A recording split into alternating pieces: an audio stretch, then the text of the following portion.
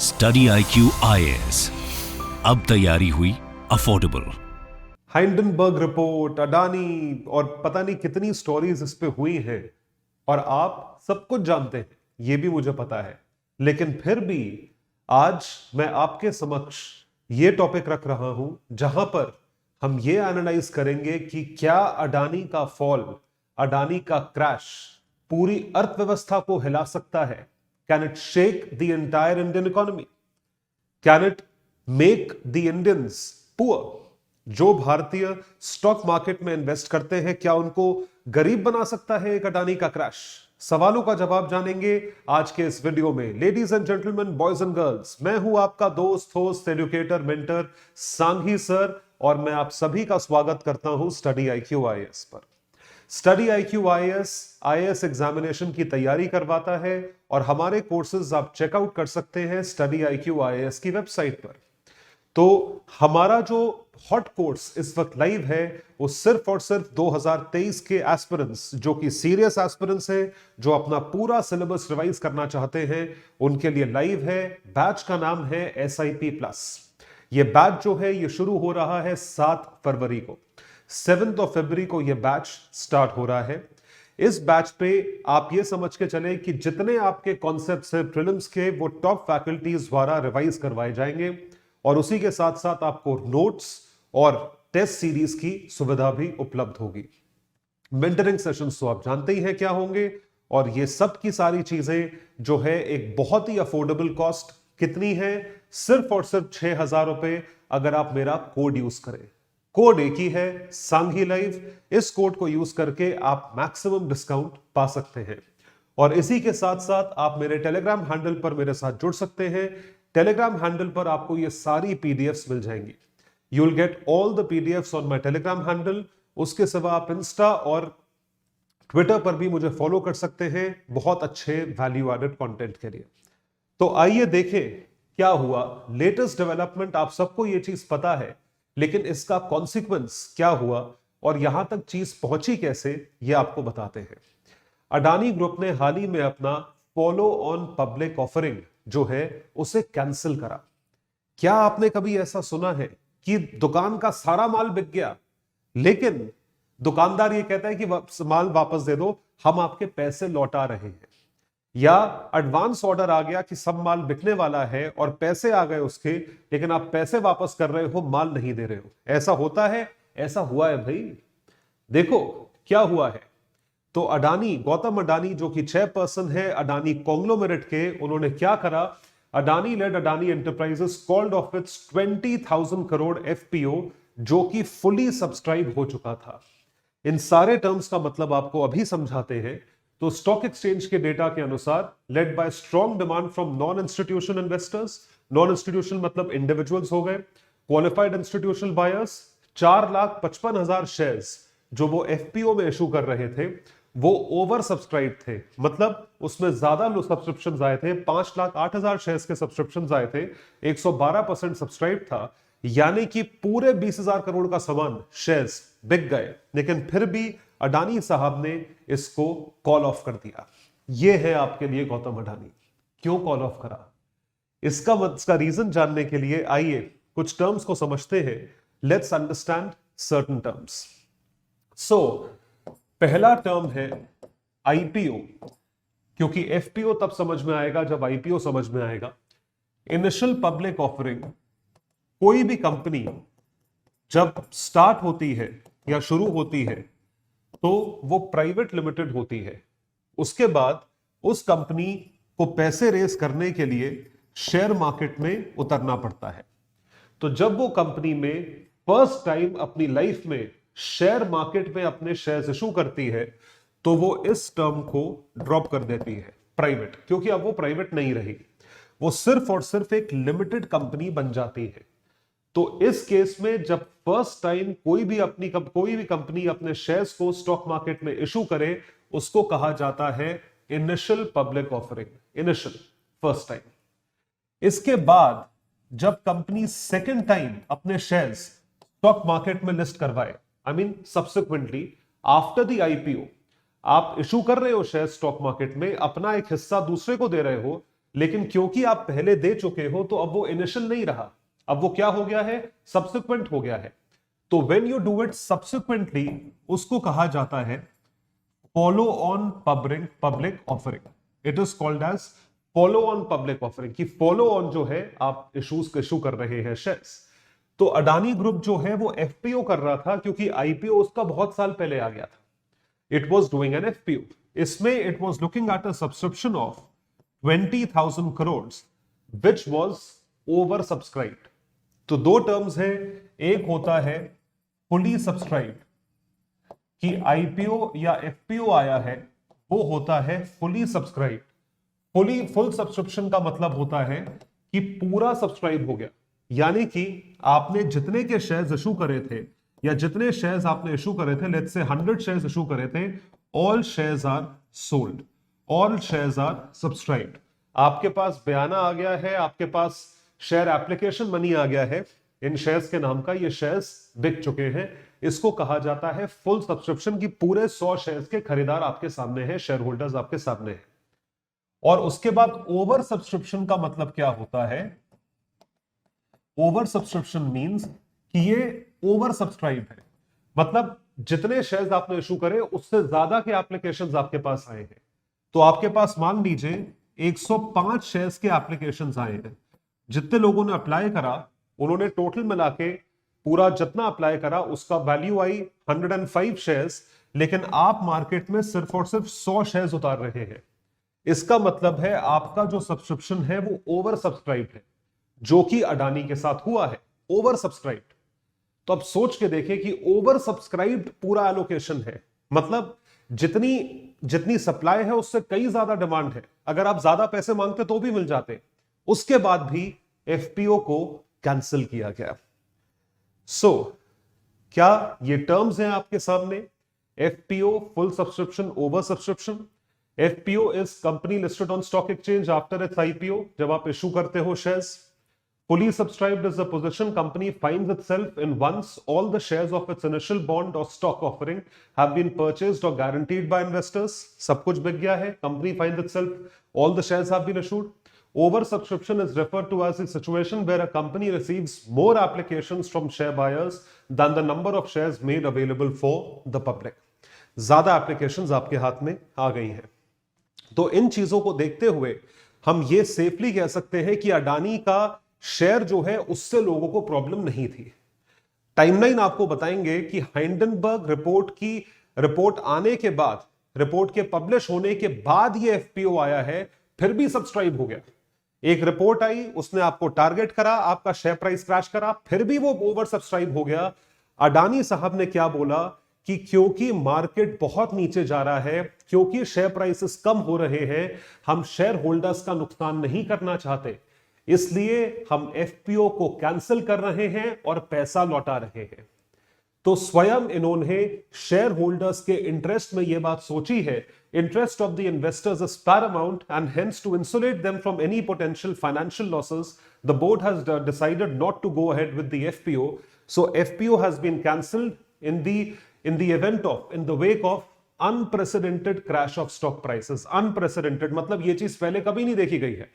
FPO आने वाला है, स्टॉक क्रैश कर गया, स्टॉक मार्केट क्रैश कर गया, इस वजह से यह चीज जो है कॉल ऑफ कर दी गई in the interest of investors. ये है आपके लिए अडानी साहब जिन्होंने ये काम किया। तो अब देखते हैं अडानी के शेयर प्राइसेस किस तरीके से फ्लक्चुएट करे। 26-27 जनवरी जब रिपोर्ट आई थी, तब से लेकर 2 फरवरी यानी कल तक ये चीज किस तरीके से फ्लक्चुएट करी। एक आपको कंपनी के कॉन्टेक्स्ट में बताते हैं। अडानी की कई सारी कंपनीज हैं, 8-9 कंपनीज हैं, उसमें से जो सबसे पॉपुलर कंपनी है वो है अडानी ईएनटी, इसको अडानी एंटरप्राइजेस कहते हैं।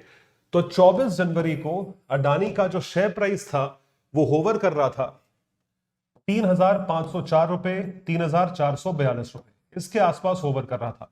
50-60 रुपए जो है वो फ्लक्चुएशन चलता रहता है। This is a very valuable share and this was a stable share. आप ये देखिए, मतलब इसके आसपास ऐसे फ्लक्चुएट कर रहा था, it was fluctuating around this value. तो ये 10:30 बजे, 12 बजे, 2 बजे इस तरीके से फ्लक्चुएट कर रहा था। 24 जनवरी को बहुत स्टेबल है, ये इसको बोलते हैं स्टेबिलिटी, कि आप इसके अराउंड फ्लक्चुएट कर रहे थे। अच्छा जी, अब क्या हुआ? What happened on the 3rd of February, 3 फरवरी को कौन सी बिजली चमकी, या इस एक हफ्ते में ऐसा क्या हुआ अडानी का शेयर प्राइस सेम कंपनी का ईएनटी आप देखिए 1526 रुपए आ गया, 1526, हाफ से भी लेस। तो fall in value more than 50%, इसका मतलब है investor wealth has been wiped out by more than 50%। तो मान लीजिए कंपनी की वैल्यू 1000 करोड़ है, कंपनी की वैल्यू 450 करोड़ के आसपास रह गई, 550 करोड़ की investor wealth has been finished. So ये जो शेयर है ये 1533 पे आकर क्लोज हुआ, या क्लोज नहीं हुआ, 11 बजे तक इतना पहुंचा था, 1533 rupees on the 3rd of February, which is today. ये आज की बात है, आज 3 फरवरी को ही मैं ये वीडियो कर रहा हूं और 3 फरवरी को ही ऐसा हुआ है। This is what has happened. तो अडानी ईएनटी का शेयर प्राइस जो है आप देख सकते हैं has crashed by more than 50%। ये तो हुई एक कंपनी के बाद। अब बाकी कंपनीज का क्या हाल है उसको भी फटाफट एनालाइज कर लेते हैं कि बाकी कंपनीज में भी क्या डेवलपमेंट देखा गया है। आप देख सकते हैं Adani group of companies has been hit since Hindenburg's report was first published. जो हाइंडनबर्ग की रिपोर्ट सबसे पहले पब्लिश करी गई थी, share price and Nifty 50 index. तो आप देख सकते हैं Adani greens, Adani green energy, power, total gas, इन सब में क्या चीज, क्या डेवलपमेंट्स है, ये शेयर प्राइस है। तो जनवरी में शेयर प्राइस यहां था, फरवरी में आप देख सकते हैं शेयर प्राइस क्रैश कर गया, it has come down to this level. उसके बाद आप देख सकते हैं अडानी पावर, ये भी डाउन चल रहा है रेड में। अडानी टोटल गैस, ये भी इतना नीचे आ गया है फरवरी के महीने में। ये सारी जो है फरवरी के आंकड़े हैं, 3 तारीख के हुए गिनती के 2 दिन है। तो फरवरी में शेयर प्राइस देख सकते हैं आप कितना टैंक करा जा रहा है इन कंपनीज का। This is what has happened. तो निफ्टी 50 इंडेक्स जो है, इंडेक्स स्टेबल है, इंडेक्स यहां पे है, जो स्टॉक मार्केट की एनएसई की इंडेक्स है, स्टेबल है इंडेक्स यहां पे है। अडानी के शेयर प्राइसेस जो है सारी कंपनीज के क्रैश कर रहे हैं, दे आर क्रैशिंग। और दिखाते हैं आपको, ये देखें, have a look at this graphic. So Adani transmission share price is down, Adani enterprises ENT जो मैंने आपको अभी दिखाया share price is down, Wilmer share price is down, ठीक है, एसीसी शेयर, तो ये बाकी कंपनीज है। Adani ports share price is down. तो ये शेयर प्राइसेस जो है ये डाउन है, मतलब अडानी की सारी ग्रुप कंपनीज के शेयर प्राइसेस डाउन है। एक विल्मर थोड़ी सी स्टेबल कंपनी मानी जाती है, इसके सिवा बाकी सारी कंपनीज जो है वो इन द रेड है। और अब आती है बात वर्ल्ड्स मोस्ट रिचेस्ट पर्सन की, उसकी वेल्थ कितने से कम हो गई। टॉप 10, टॉप 20, टॉप 30 की जो होड़ लगी हुई थी, क्या वो आसपास भी कहीं है? आइए देखते हैं उनकी पर्सनल वेल्थ पे क्या फर्क पड़ा है। जनवरी 2022 में उनकी जो वेल्थ है वो कितनी थी, आप देख सकते हैं, it was between 50 to 100 billion US dollars.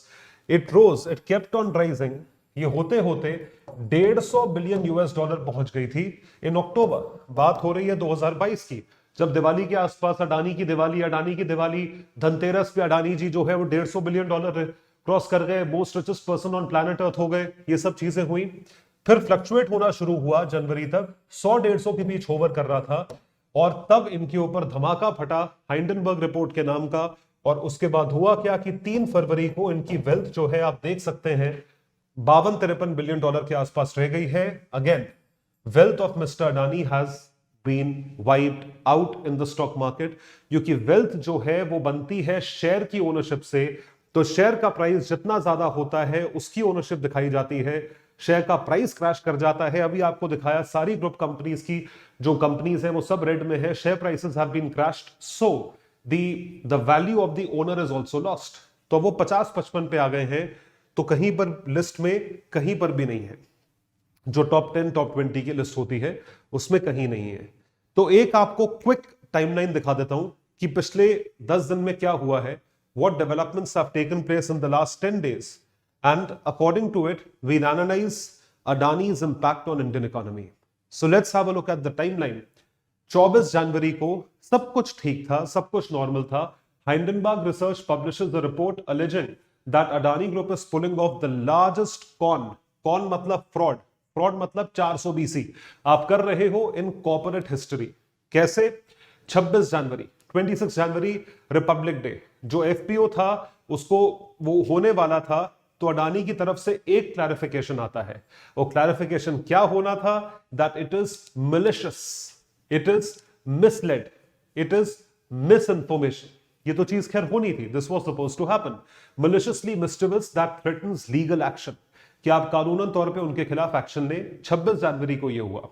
26 जनवरी को follow on public offering of Adani open हुआ to muted response and subscribe just 0.01 times that first day. ज्यादा सब्सक्राइब नहीं हुआ, उसी दिन एफपीओ खुला था। ध्यान रखिए ये रिपब्लिक डे है।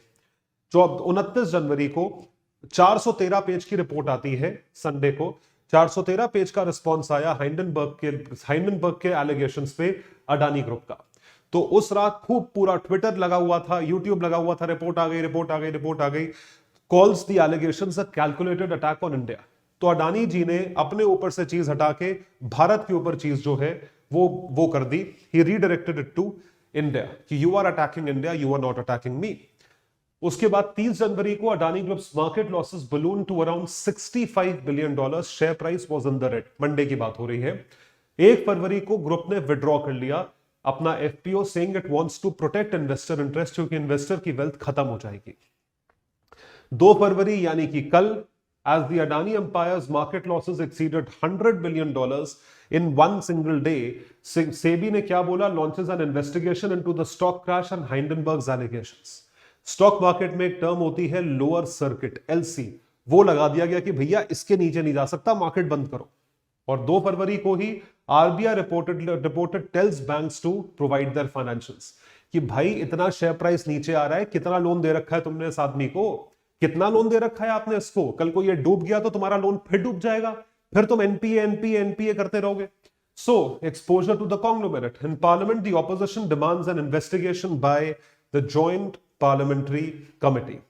यहां पे मैं आपको ये बता दूं, जेपीसी जो है पहली बार या इस तरीके से बैठाई गई थी, ये एक प्रोविजन है कॉन्स्टिट्यूशन में जहां पर यह कहा जाता है कि जेपीसी को बिठाया जाता है बहुत हाई लेवल केसेस में, जैसे कि हर्षद मेहता स्कैम जब हुआ था, बोफर स्कैम जब हुआ था, हाल ही में रफाल स्कैम हुआ था, तो जेपीसी अपॉइंट करी गई थी।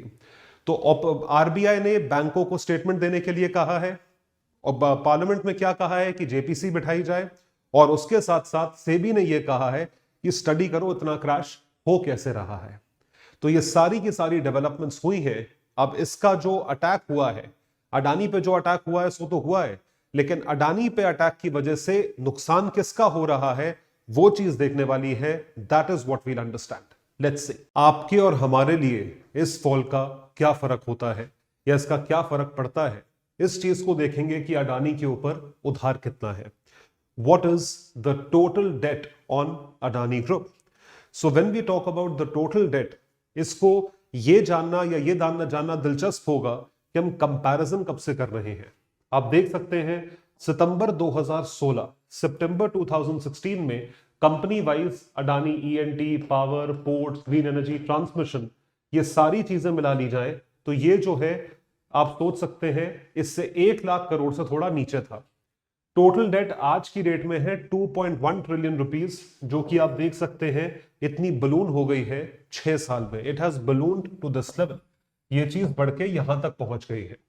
तो आप देखिए अडानी ईएनटी कितना बढ़ गया, पावर कितना हो गया, पोर्ट्स एंड एसईजी कितना हो गया, ग्रीन एनर्जी और ट्रांसमिशन, बढ़ते बढ़ते बढ़ते बढ़ते ये चीज यहां तक पहुंच गई है। Debt rupees 2.1 trillion with most of the recent new funds raised by ports, green and transmission.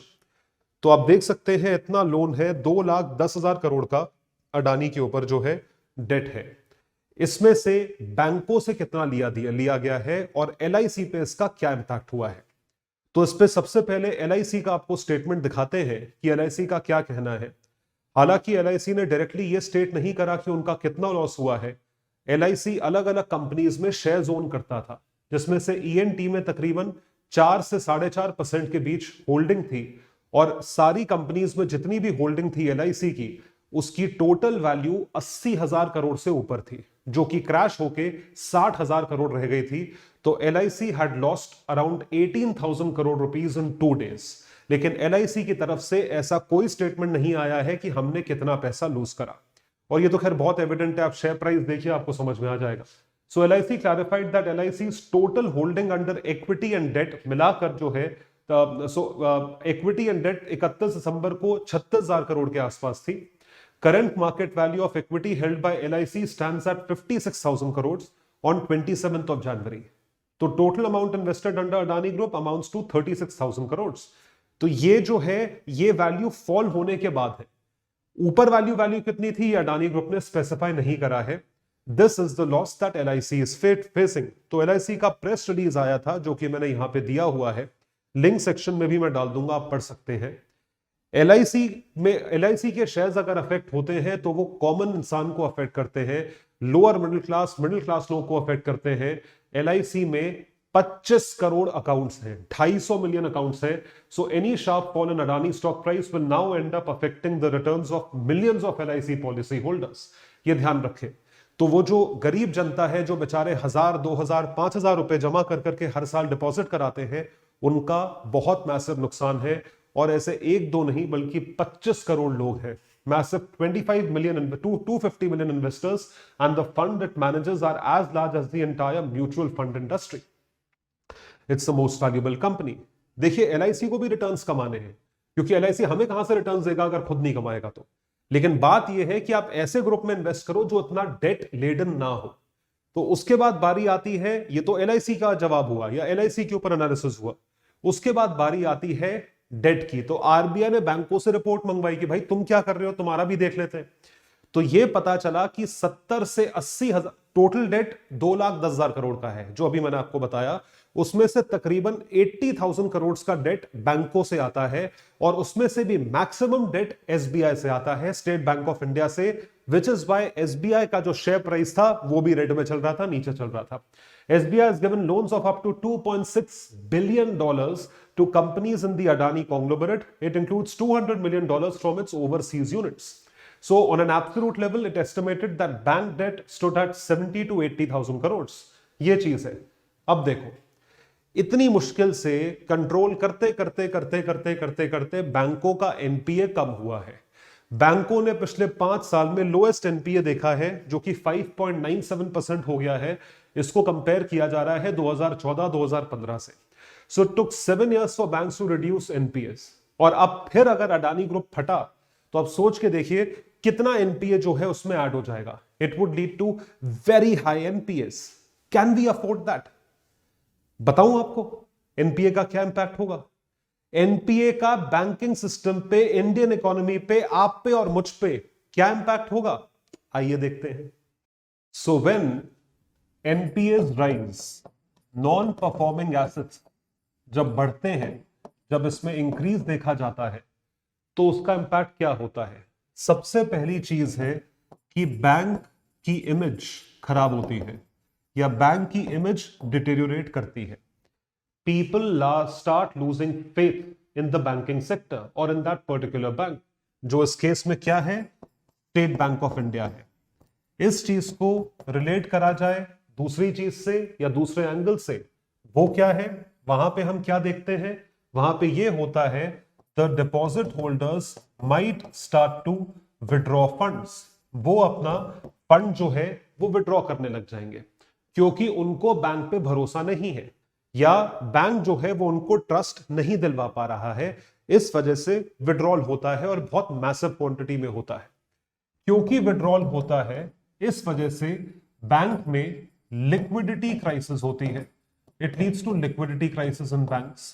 Liquidity crisis होती है तो बैंक्स जो है वो क्या कर पाते हैं, प्रोडक्टिव एक्टिविटीज के लिए लेंड नहीं कर पाते। They are not able to lend towards productive activities, क्योंकि भाई बैंकिंग इंडस्ट्री पे ही infrastructural development, real estate development, कोई भी डेवलपमेंट हो लोन्स पे ही चलता है। किसी के पास इतना पैसा तो आ नहीं सकता कि एयरपोर्ट बना लो, पोर्ट बना लो। So productive activities are hampered. Because productive activities are hampered, which is why there is an economic downturn. Economic downturn होता है, स्लो डाउन होता है। स्लो डाउन या इकोनॉमिक डाउनटर्न, स्लो डाउन का मतलब यह है कि अनएम्प्लॉयमेंट राइज होगी, क्योंकि इंफ्रास्ट्रक्चरल डेवलपमेंट नहीं हो रहा है, कंट्रीब्यूशन टू नेशनल इनकम नहीं होगा, क्योंकि चीजें नहीं हो रही है। When these things do not happen, तो इस वजह से आप जो है आप इकोनॉमिक इंपैक्ट स्लो डाउन में ऐसा देखते हो कि that might lead to recession. उसकी जगह या उसकी तरफ जो है वो रिसेशन होता चला जाता है। और फाइनली बैंकों को अपना प्रॉफिट मार्जिन भी मेंटेन करना पड़ता है। They have to maintain their profit margin, which is why banking जो है अपने इंटरेस्ट रेट्स बढ़ा देता है, they increase their interest rates. तो जब आप इंटरेस्ट रेट्स बढ़ा दोगे प्रॉफिट मार्जिन के लिए तो ऑटोमेटिकली लोन्स महंगे हो जाएंगे, और जो भी लिमिटेड लोन्स अवेलेबल हैं और वो महंगे हो जाते हैं तो आप किसको पैसा दोगे और कौन पैसा आपसे लेगा। So everything is linked to each other when we talk about NPAs in the banking sector. तो ये सारी चीजें आप देख पा रहे हैं, all these things एक से दूसरी चीज जुड़ी हुई है। तो ये क्या करता है, बैंक की इमेज को अंडरमाइन करता है। क्योंकि बैंक की इमेज अफेक्ट होती है, इस वजह से डिपॉजिटर्स विड्रॉ करते हैं पैसा। जब विड्रॉ करते हैं तो बैंकों के पास पैसा नहीं बचता है, लिक्विडिटी लैकिंग है, जिसकी वजह से प्रोडक्टिव एक्टिविटीज में इन्वेस्टमेंट नहीं होता है। प्रोडक्टिव एक्टिविटीज में इन्वेस्टमेंट नहीं होता है तो इन्वेस्टमेंट्स कम होती हैं, जिसकी वजह से अनएम्प्लॉयमेंट, इन्फ्लेशन, बेयर मार्केट जैसी चीजें होती हैं। And to maintain the profit margins, banks will be forced to hike their interest rates, जिसका इंपैक्ट और नेगेटिवली देखा जाता है। We look at a very negative impact. So ये सारी चीजों को देखते हुए हम अलाउ नहीं कर सकते, क्योंकि ये सबसे ट्रस्टवर्दी बैंक है state bank of India. I hope आप ये समझ पा रहे हैं। So how Adani Group's downfall have the potential to impact the Indian economy? Adani group का जो डाउनफॉल है या अडानी ग्रुप का जो क्रैश है वो पूरी भारतीय अर्थव्यवस्था को हिलाने की क्षमता रखता है। किस किस चीज पे इंपैक्ट होगा, कैसे इंपैक्ट होगा? मिस्टर गौतम अडानी जो है वो पोस्टर बॉय है इंफ्रास्ट्रक्चरल डेवलपमेंट के लिए। क्या पोर्ट, क्या एयरपोर्ट, क्या सड़क, क्या ट्रेन, सब हम बनाएंगे, हमें सरकार से परमिशन मिलती है। तो ये सारी चीजें जो है अडानी साहब को लेके इन चार चीजों में इनकैप्सुलेट करी है कि ये चार चीजें आपको और हमें पूरी अर्थव्यवस्था को इंपैक्ट कैसे कर सकती है, क्योंकि हम भी अर्थव्यवस्था के पार्ट हैं। तो इसमें अडानी साहब को देखें किस तरीके से मुस्कुरा रहे हैं, क्योंकि ये पोस्टर चाइल्ड है for government administrations use of private capital to boost infrastructure and domestic manufacturing. ये काम करना है, हमारे पास पैसा नहीं है, चलो भाई नरेंद्र भाई हम कर देते हैं। तो ये भाई भाई भाई भाई करके जो है चल दिए वहां पे। Now that conglomerate's ability to keep delivering is coming to question. अब जो है अब डिलीवर करना है, अब तुम्हें बना के देना है, तो वो उस पर सवाल उठ रहा है। भाई शेयर होल्डर तो आपके विजन पे इन्वेस्ट कर रहा है ना। आज तुमने पैसा मांगा एफपीओ में, वो पैसा लेके तुम लगाओगे तो प्रोजेक्ट 8-10 साल में कंप्लीट होगा ना। तो तुम्हारा विजन है, वो डिलीवर तो करो, deliver that. So the first thing that would affect the Indian economy is infrastructure and domestic manufacturing, highly important. Followed by that, State Bank of India's stock prices are falling. Why? Because SBI has lent money. SBI ने loan दिया हुआ है, तो वो crash करेगा तो SBI भी crash करेगा। Government controlled SBI has stumbled 11% since the Hindenburg report came out. 11% share price जो है इसका कम हुआ है। तीसरा, अडानी's $108 billion क्राइसिस शेक्स इन्वेस्टर्स। और ये कौन से इन्वेस्टर्स की बात हो रही है? ये FIIs की बात हो रही है, फॉरेन इंस्टीट्यूशन इन्वेस्टर्स की बात हो रही है। तो जो भी फॉरेन इंस्टीट्यूशन इन्वेस्टर्स हैं, आप ये समझ के चले उन्होंने विड्रॉल स्टार्ट कर दिया है, क्योंकि अडानी के क्रैश की वजह से पूरा स्टॉक मार्केट हिला है। जब स्टॉक मार्केट हिलता है, स्टॉक मार्केट में आप रिटर्न लेने आते हो, रिटर्न दिख नहीं रहा, आपका शेयर प्राइस गिर रहा है या आपकी वैल्यू गिर रही है जो इन्वेस्टमेंट की, तो आप विड्रॉ कर लोगे। This is what has happened. So FII sentiment has been hurt. If the slide in asset prices continues and further shakes investor confidence in the Adani's empire, that would be a setback for India's growth story. This is something that we are worried about कि एक group की वजह से FII का withdrawal है। देख सकते हैं आप $2 बिलियन जो है वो आउट हो चुका है। ये सारा अडानी ग्रुप को नहीं करोगे, लेकिन अडानी ग्रुप का जो इंपैक्ट होगा स्टॉक मार्केट पे, उस पर करोगे ना। So banks like HSBC, Apple are expanding in India to hedge their exposure to China. और इस वजह से अब जो है चाइनीज इकोनॉमी खुलने लगी है। ये हमारे लिए एक बहुत दुख की बात है, या एक खतरे की बात है। दुख तो क्या ही है, खतरे की बात है कि ये इस टाइम पे हो रहा है जब चाइनीज इकोनॉमी खुलने लगी है। हम इन्वेस्टमेंट चाहते हैं कि हिंदुस्तान में आए और लगे, और इसी टाइम पे अगर आप विड्रॉ करके बाहर चले जाओगे तो इन्वेस्टर्स को तो कहीं पैसा लगाना है, हिंदुस्तान में नहीं, वो चाइना में लगा देंगे। So the truth is that Adani's scandal is not coming at the best of all times, as the Chinese economy is reopening post-lockdowns, post-COVID. It is reopening its borders and looking to bolster its economy after 3 years of pandemic-induced isolation, जिसकी वजह से भारत की governance पे और भारत की अर्थव्यवस्था पे सवाल उठाए जा रहे हैं। तो ये सारा इंपैक्ट जो है आप पे और हम पे, भारतीय अर्थव्यवस्था पे देखने को मिलता है। तो क्या आपको लगता है इसका इंपैक्ट ऐसा देखने को मिलेगा, या ये गरीब आदमी तक ट्रिकल डाउन करेगा या नहीं करेगा? इस सवाल का जवाब आप कमेंट सेक्शन में लिखकर बताएंगे। बहुत ज्यादा रिसर्च टाइम इस वीडियो में लगा है। इसको डेफिनेटली थम्स अप दें, अप्रिशिएट करें, ज्यादा से ज्यादा शेयर करें और वीडियो को ट्रेंड कराएं। So guys, that would B it. जितने लोग 2024 की तैयारी कर रहे हैं, आप लोगों के लिए कंप्लीट बैच लाइव है, अभी शुरू हुआ है। उसमें मैं इकोनॉमिक्स पढ़ाने जा रहा हूं। That will start on the 6th of February। तो आप जरूर इस बैच को सब्सक्राइब करें। It is available at a heavily discounted price of 19,000 rupees only. 19,000 रुपए में कंप्लीट सिलेबस जीएस का, प्रीलिम्स का, कंप्लीट सिलेबस मेंस का, पूरा सीसैट, पूरी एसए की preparation, test series, answer writing practice, mentoring sessions और live doubt clearing sessions material के साथ भारत की टॉप फैकल्टीज द्वारा आपके घरों तक लाया जा रहा है। हमारी मेहनत, हमारी रिजल्ट आपका। जरूर सब्सक्राइब करें और कोड एक ही है, विच इज सांघी लाइफ। एक ही कोड यूज करना है, चाहे आप फाउंडेशन सब्सक्राइब करो, एनसीईआरटी, ऑप्शनल या SIP. That would be all. ये हाई वैल्यू पीडीएफ्स आपको मिलेंगी मेरे टेलीग्राम हैंडल पर, Ayush Sanghi's IAS academy. Thank you so much everyone. इसी तरीके से एनरिच होते रहें, देखते रहें, सब्सक्राइब करते रहें, फॉलो करते रहें। हमारा प्रोत्साहन, मोटिवेशन बढ़ाएं। हमें आपका जो एक लाइक या एक फॉलो हमारे लिए मोटिवेशन बन जाता है, प्रेरणा बन जाता है। हमारे साथ जरूर जुड़े। Thank you so much. Study IQ IAS, अब तैयारी हुई अफोर्डेबल।